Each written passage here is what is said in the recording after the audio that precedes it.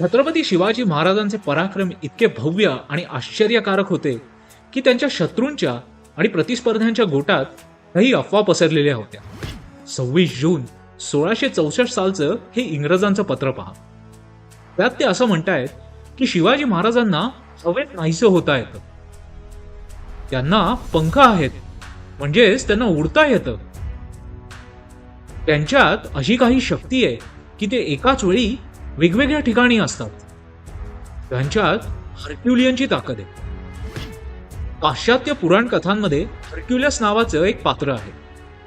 या पुराण कथांमध्ये असं म्हटलं आहे की हर्क्युलसमध्ये प्रचंड ताकद होती, इतकी की अख्ख्या पृथ्वीचा भार या हर्क्युलसने आपल्या खांद्यावर उचललाय. हे पाश्चात्य लोक असं म्हणतायत की छत्रपती शिवाजी महाराजांमध्ये या हर्क्युलसची ताकद आहे.